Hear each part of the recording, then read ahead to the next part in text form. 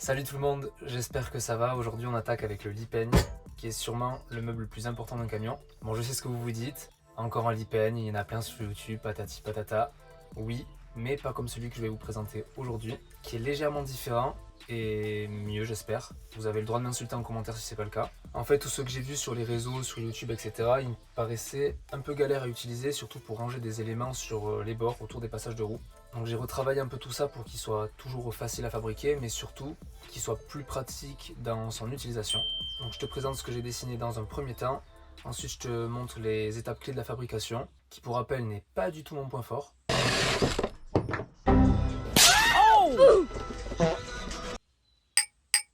Donc rendez-vous en fin de vidéo pour voir si j'ai encore fait des dingueries ou pas. Je suis dégoûté. Et c'est parti, hein, let's go.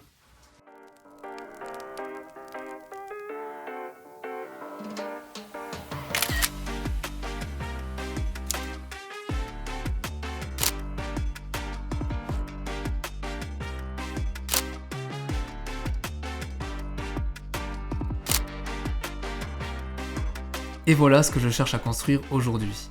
Une structure simple, en contreplaqué, pensée pour être vraiment pratique au quotidien. Un grand espace de rangement accessible par l'arrière du camion, mais aussi depuis l'intérieur, notamment pour les jours de pluie.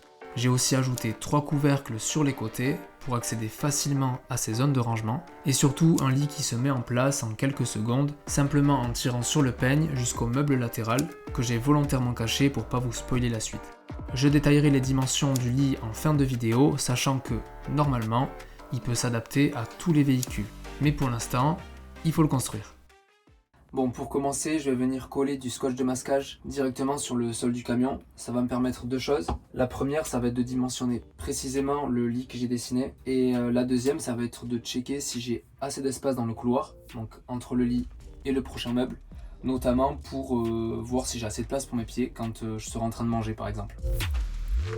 Ensuite, je commence par fabriquer le caisson principal du lit qui est composé de 2 montants et d'un fond. Pour ça, j'utilise du contreplaqué de 18 mm que j'ai acheté sur Le Bon Coin. Je connais pas l'essence du bois et malheureusement il est assez lourd, mais bon, 50 € le panneau de 2,50 m par 1,25 m, je fais pas difficile. Je viens rajouter des trous à des endroits stratégiques pour venir alléger les différents éléments. J'assemble le tout en bord à bord, d'abord en collant puis en lissant. Et enfin, je viens fabriquer et assembler des petits éléments rectangulaires qui permettent de solidifier la structure du lit. En général, du peuplier, du bouleau ou de l'oukoumé sont recommandés pour leur bon rapport légèreté-solidité. Par contre, le porte-monnaie risque de tirer un peu la gueule. Bref, jusqu'ici, rien de bien compliqué ni de nouveau, on a juste créé un gros caisson bien solide en contreplaqué. Maintenant, on va venir créer chaque élément qui feront la différence dans l'utilisation du lit peigne, notamment avec ce bandeau qui permettra par la suite d'y ajouter une charnière piano pour créer la trappe du lit. Si sa fonction est encore un peu floue pour toi, ne t'inquiète pas, c'est normal. Je reviens en fin de vidéo pour t'expliquer comment ça marche et surtout comment le dimensionner. Je rajoute 2 rectangles qui permettent de soutenir le bandeau pour lui donner plus de solidité, mais qui vont aussi permettre dans quelques instants d'ajouter les supports qui permettront de poser les 3 couvercles du lit peigne. Ces supports, en voilà un. Il s'agit tout simplement de rectangles qui vont venir se fixer à la structure depuis l'intérieur.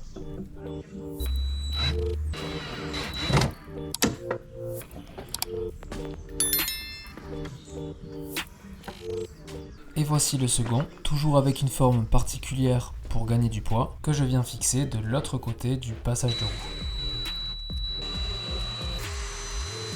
Je viens fixer le dernier petit support qui permettra de faire une séparation sur le rangement qui se situera au-dessus du passage de roue. Et enfin, le moment fatidique où tu essaies de rentrer le meuble à l'endroit où tu veux qu'il aille. Là, c'est qui tout double, soit tu chiales ou soit tu te sens plus pissé. Quand tu vois mes dernières performances, tu vois un gars perturbé? Je t'explique rapidement 2-3 trucs qui sont sûrement encore un peu flous et surtout le sens d'assemblage, comment je m'y suis pris. Donc comme tu peux le voir, là il y a le fond du meuble déjà qui est fixé par ici aux 2 montants. Il traverse tout le camion jusqu'à la fin du plancher. Et le but, c'est que le montant de ce côté là, il vienne se coller contre le passage de roue. Donc là mon passage de roue il s'arrête là. Ce montant ici, il faut qu'il vienne se coller dessus. Tac. Le fond qui est là, lui, il doit s'arrêter à peu près au niveau de la paroi. Une fois qu'on a fini d'assembler le fond et les deux montants, on vient mettre tous les éléments qui servent à faire l'équerrage et qui rigidifient tout. Donc celui-là, celui-là, celui-là très important et les deux devant. Là j'ai pris des chutes de contreplaqué ultra légers mais qui sont quand même assez rigides. Il n'y a pas beaucoup de flexion. Je te montrerai comment j'ai fait tous ces petits trous juste après. Mais pareil, c'est uniquement pour gagner du poids. À part ça, ça sert à rien. La deuxième étape, c'est venir fixer cet élément qui dépasse ici. Lui, il commence ici, donc il fait à peu près une dizaine de centimètres de large, mais il est calculé par rapport au haut de mon passage de roue. Quand je viens coller mon meuble contre la paroi, lui il passe au-dessus du passage de roue. Tac. Ça c'était la deuxième étape. Troisième étape, c'est tous mes morceaux perpendiculaires, donc celui-là, celui du milieu, celui du fond. Ceux-là, pareil, ils vont jusqu'aux parois. Donc pareil, n'hésitez pas à laisser une petite marge de sécurité entre ce morceau-là et votre paroi, comme j'ai fait là. Pareil pour celui-là et celui du fond, qui vont jusqu'à la paroi à chaque fois. Et comme tu as sûrement remarqué, il y a un espace ici, tout simplement parce que les couvercles vont se poser ici. Donc en fait, il y a juste l'épaisseur des couvercles, histoire que ça fasse une surface plane à partir d'ici. Et de ce côté, tu as sûrement remarqué qu'il y avait une double épaisseur. Et ça, pareil, je t'explique à la fin pourquoi il y a deux épaisseurs et pas une seule comme de ce côté. Mais tu vas voir, c'est tout bête. C'est justement l'astuce pour qu'il y ait une charnière piano et que le meuble puisse se soulever à la fois comme ça et à la fois qu'on ait un lit peigne qui puisse se tirer vers l'extérieur, vers la gauche, jusqu'à l'autre meuble. Les couvercles, c'est l'étape juste après. Ça y est, j'ai fini de faire mes 3 couvercles, comme tu peux le voir. Du coup, comment ça fonctionne? Tout simplement, bon, ouais, tu as peut-être remarqué qu'il y a une coupe un peu chelou, mais c'est fait exprès en fait. Mes couvercles qui sont posés à chaque fois sur la moitié de mes montants. Tac. Et ça laisse exprès la place pour celui d'à côté. Donc au bout, j'avais pas le choix que de faire un petit angle droit. Dans tous les cas, il y a le matelas par-dessus, donc ça se voit pas. Mais non, franchement, ça rend plutôt bien. Pour le faire, j'ai juste récupéré avec la fosse équerre. J'ai récupéré tous les angles ici, contre la paroi, tac, celui-là. Celui-là, je l'ai fait assez rapidement. Celui-là, il était un peu plus galère parce que là, c'est pas vraiment d'équerre. Donc je m'y suis repris 2 fois. Et celui-là, c'était le plus chiant parce qu'il y a ce petit angle ici. Donc tous ceux qui ont des camions avec des parois bien droites, vous avez de la chance parce que vous n'avez pas toutes ces coupes à faire. Et non, mais sinon ça rend bien quand même, je suis content, c'est plutôt joli. Et comme je vous disais tout à l'heure, du coup de là à là on a vraiment une surface plane. Ici, bon, c'est censé faire une surface plane aussi. Il y a peut-être un écart de 1 mm là, on voit quand j'appuie fort.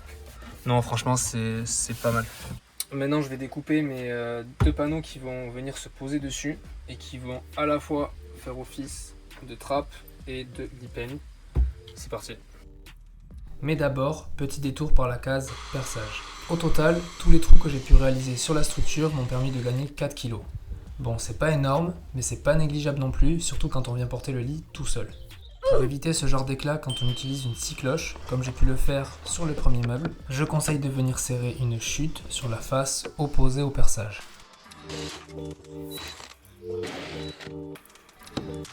Un petit coup de ponçage en surface et à l'intérieur des trous et on obtient un résultat qui est vraiment correct, sans trop se prendre la tête.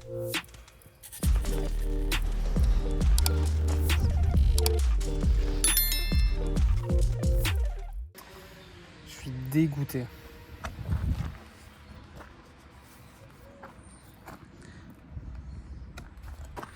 Tous mes panneaux qui se décollent comme ça. Enfin, j'en ai acheté 6 et il y a la moitié qui font ça. Voilà, c'est de la merde. Pas cher, mais j'ai compris pourquoi. Je suis vraiment un gros pigeon. Je vais quand même le mettre en place dans le camion pour que vous voyez ce que je compte faire avec.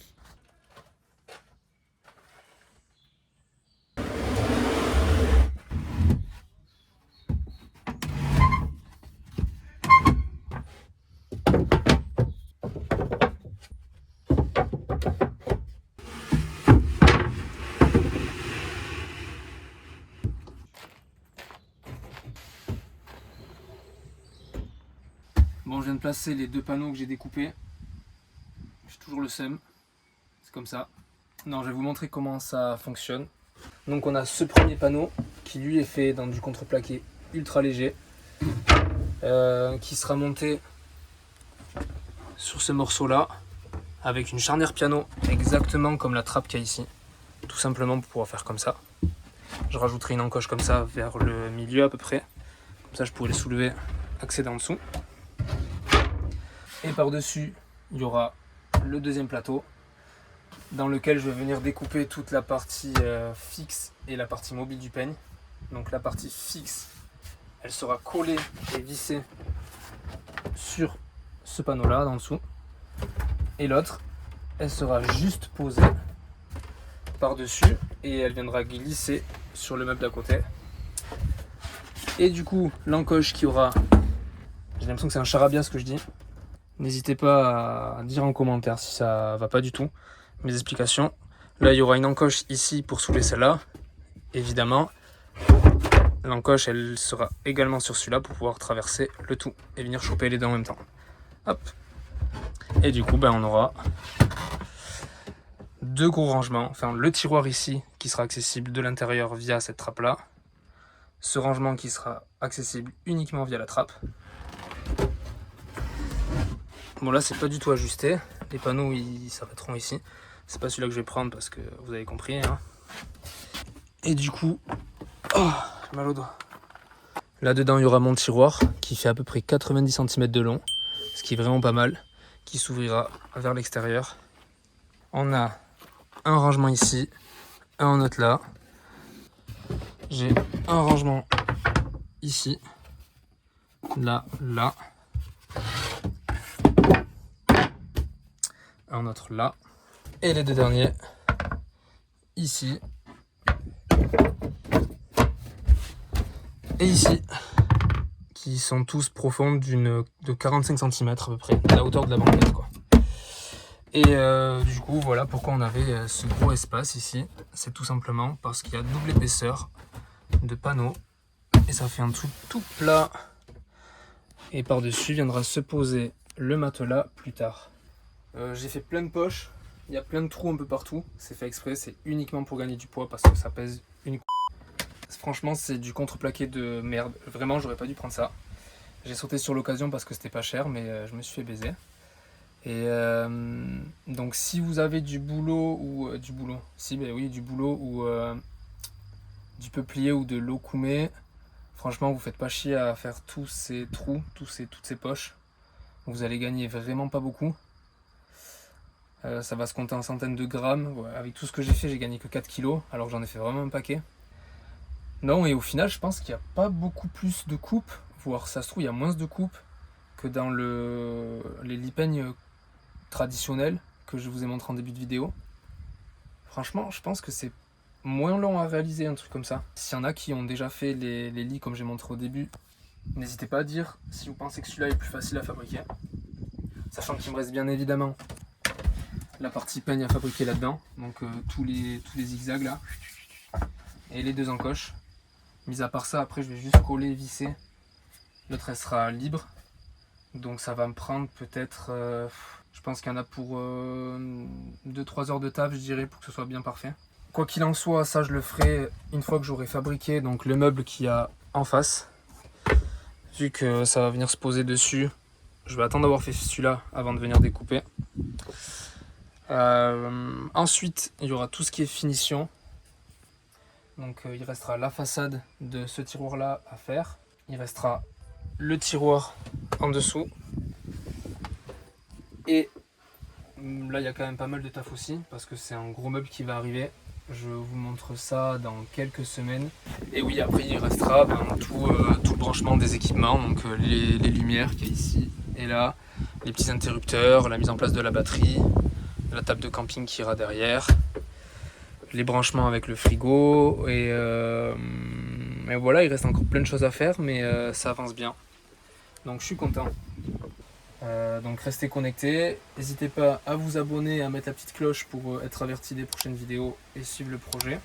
Merci d'avoir regardé jusqu'ici et je vous dis à la prochaine. Ciao.